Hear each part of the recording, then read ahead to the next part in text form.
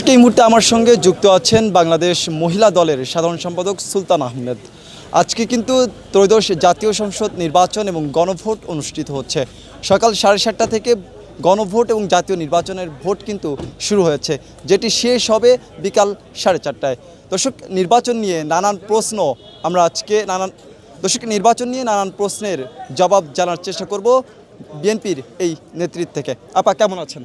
আমি ভালো আছি এবং আমার মনে হয় বাংলাদেশের মানুষ সবাই খুব আনন্দিত এই মুহূর্তে ভোট দিতে পারছে। আজকে 17 বছর পর বাংলাদেশের মানুষ ভোট দিচ্ছে, এটা অত্যন্ত উৎফুল্ল। এবং আমি যেখানেই যাচ্ছি এ পর্যন্ত আমি 4-5টা জায়গায় ঘুরে আসলাম, এসে দেখলাম যে যা মোটামুটি হচ্ছে লোকজন, এবং বিশেষ করে আমাদের মহিলাদের এত নারী ভোটার এত বেশি স্বতঃস্ফূর্তভাবে ভোট দিতে আসছেন।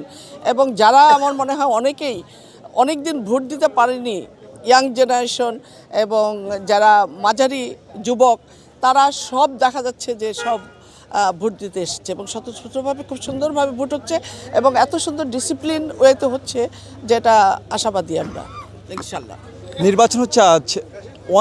এই নির্বাচন নিয়ে কিন্তু নানান শঙ্কা ছিল, নির্বাচন হবে কিনা, নির্বাচনের দিন মারামারি হবে, কাটাকাটি হবে, এই হবে সেই হবে। তো আপনার জায়গা থেকে এখন পর্যন্ত কোনো সহিংসতা বা কোনো এরকম ধরনের কোনো খবর আপনার কাছে এসেছে কিনা?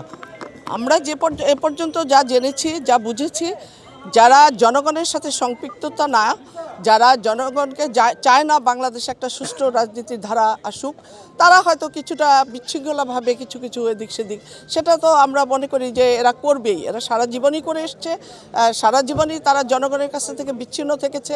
যারা স্বাধীনতার বিরোধিতা করেছে তাদের ব্যাপারে তো আমরা আর কি বলবো বলেন। তবে আমরা আশাবাদী যে ধানের শীষের জোয়ার সারা বাংলাদেশে, এবং ধানের শীষে ইনশাল্লাহ আমরা অত্যন্ত, এবং দিন শেষে আমরা বলতে পারবো যে আমাদের সুষ্ঠু নির্বাচন আমরা পেলাম কি না পেলাম। কারণ এখনও তো 4:30 পর্যন্ত, এখন বাজে মধ্যে 12:15, তো 12:15 থেকে আমরা আরও বিকেল পর্যন্ত আমরা দেখি। কিন্তু আমার মনে হয় যে 1/3 ভোট অলরেডি হয়ে গেছে, সকাল থেকে শুরু হয়েছে, সেভাবে আমার মনে হয় অনেক ভোট হয়ে গেছে ইনশাল্লাহ। ভোটের পরিবেশ কেমন দেখছেন? আমার কাছে ভালো লাগছে, এবারকার পরিবেশ আমার কাছে ভালো লাগছে, এবং ভোট আমার মনে হচ্ছে সুষ্ঠুভাবেই হবে। আচ্ছা, বিগত দিনে তো নির্বাচন হয়েছে, সেই নির্বাচন এবং আজকের নির্বাচন এবং নির্বাচনী যে পরিবেশ, কি পার্থক্য দেখছেন? এবং বিগত দিনের নির্বাচন নিয়ে এবং আজকের নির্বাচন নিয়ে আপনার জায়গা থেকে কি বলার আছে? ওটা তো ছিল ডামি নির্বাচন, আর ওই নির্বাচনেতে কোনো মানুষ তো যেতে পারেনি, ওরা নিজেরা ভোট দিয়েছে, ওদের তো জনগণের দরকার ছিল না। এবং তার পরিণতি কী হয়েছে আপনারা দেখেছেন। এবং আমরা তো সেই ধারা না, আমরা জাতীয়তাবাদী দল, আমরা জাতীয়তাবাদী দলের ধানের শীষে। আমরা জানি আমাদের চেয়ারম্যান সাহেব জনাব তারেক রহমান, আপনি জানেন উনি একটা আদর্শ নিয়ে বাংলাদেশে এসছেন, এবং বাংলাদেশের রাজনীতি শহীদ জিয়াউর রহমানের রাজনীতির ধারা অব্যাহত রেখে, এবং গণতন্ত্রের মা বেগম খালেদা জিয়ার ধারা অব্যাহত রেখেই উনি ওনার রাজনীতি নিয়ে এগিয়ে চলছেন একটি সুন্দর, একটি মানবিক বাংলাদেশ গড়ার জন্য। একটা বিশেষ প্রশ্ন, সেটি হচ্ছে যে আপনি যেহেতু নারীদের এই মুহূর্তে নেতৃত্ব দিচ্ছেন, নারীদের নিয়ে কাজ করেন, নারীদের প্রতিনিধিত্ব করেন, আমরা নির্বাচনের আগে বা বিভিন্ন সময় দেখে এসেছি যে নারীদেরকে স্বাধীনভাবে চলাফেরা বা বিচরণ, বা আমরা যদি বলি নারীদেরকে এক প্রকার সমাজে হেয় করে দেখা হয়। এবং যদি একটা শব্দ বলি যে বলতেও খুব দ্বিধা লাগে, তারপর যদি বলি যে ধর্ষণের মতন শিকার কিন্তু নারীরা প্রতিনিয়ত হচ্ছে এবং বিভিন্নভাবে তারা হ্যারাসমেন্ট হচ্ছে। যদি বিএনপি ক্ষমতায় আসে, আপনি এবং আপনার দল বিএনপি নারীদের নিয়ে কি কাজ করবেন? এই জায়গা থেকে নারীদের যে অবাধে চলাফেরা, এটার কতটা সুযোগ করে দিবেন? আপনারা তো দেখেছেন যে আমাদের শহীদ জিয়াউর রহমান নারীদের জন্য মহিলা মন্ত্রণালয় করেছিলেন, শিশুদের জন্য শিশু মন্ত্রণালয় করেছিলেন। এবং আপনি আরেকটা জিনিস দেখেছেন, বেগম খালেদা জিয়া উনি ইন্টারমিডিয়েট পর্যন্ত বিনামূল্যে শিক্ষাগত পড়াশোনার ব্যবস্থা করেছিলেন। এবং আমাদের যে চেয়ারম্যান তারেক রহমান, উনি কমিটমেন্ট করেছে ডিগ্রি পর্যন্ত নারীদের পড়াশোনা ফ্রি হবে এবং নারী সর্বোচ্চ মর্যাদার আসনে অধিষ্ঠিত হবে।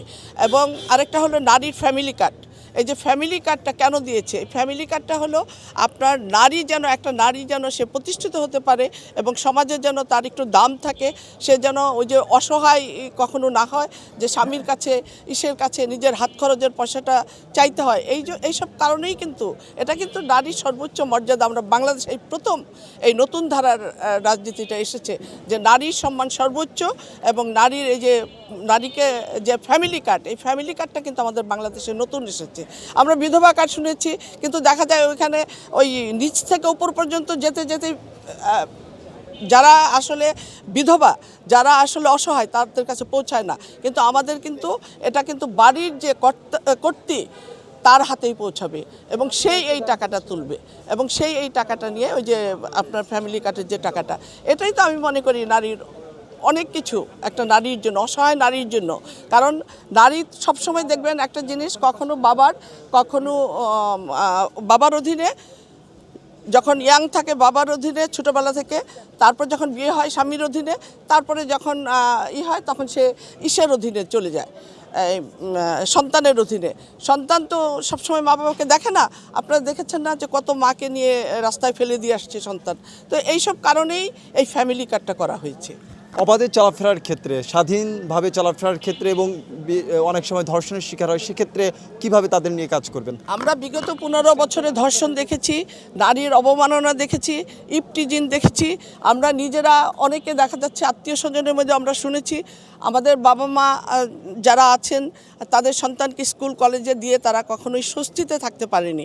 বিশেষ করে মেয়ে বলবেন কেন, শুধু ছেলেদেরও একই অবস্থা। তারা কখনো গুম হয়েছে, নারী কখনো ধর্ষিত হয়েছে, নারী কখনো ইপটিজিংয়ের শিকার হয়েছে।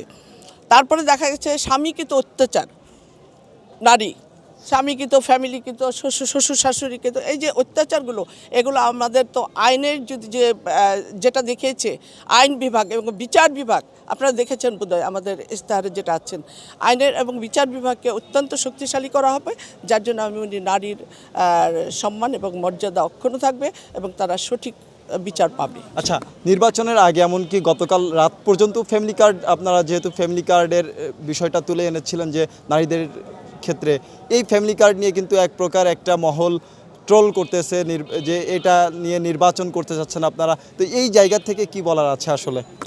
শোনেন, যারা যখন একটা জিনিস দেখেন, আমাদের জনাব তারেক রহমান সাহেব একটা বাস নিয়েছে, সে বাস করে সে দেখা গেল কয়েকদিন পরে জামাতের আমির সাহেব আরেকটা বাস নিয়ে নিলেন। যারা মানুষকে এইভাবে করতে পারে, কপি করতে পারে, তো তারা তো ফ্যামিলি কার্ডটা নিয়ে ঈর্ষান্বিত হবেই যে ফ্যামিলি কার্ডটা তো বাংলাদেশ একটা নতুন একটা ধারার প্রয়োগ হচ্ছে। তো এমন জিনিস যদি মানুষ জানে যে ফ্যামিলি কার্ড আসতেছে, তো আমরা একটু হাত শক্তিশালী হবে, নারীদের হাত শক্তিশালী হবে, ওরা তো ঈর্ষান্বিত হবেই। আর প্রতিপক্ষ অনেক কথাই বলবে, তো প্রতিপক্ষের কথা শুনলে তো আমাদের দেশ চলবে না।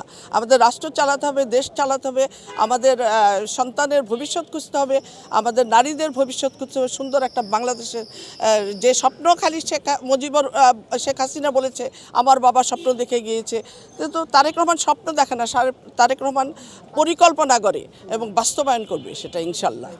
আপনারা ক্ষমতায় গেলে বা নারীরা কিন্তু এখনও অনেকেই ঘরের ভেতরে আছে, তো নারীদের যে রাজনীতি বা না, এই ক্ষেত্রে আপনারা কতটা কাজ করবেন? নারী ক্ষমতা উন্নয়নে বিএনপি এবং জাতীয়তাবাদী দল সবসময় অগ্রণী ভূমিকা পালন করেছে। কারণ আমাদের গণতন্ত্রের মা দেশনেত্রী বেগম খালেদা ছিলেন একজন নারী, এবং উনি শুধু নারী না, উনি একজন বলিষ্ঠ কণ্ঠস্বর বাংলাদেশের জন্য ছিলেন।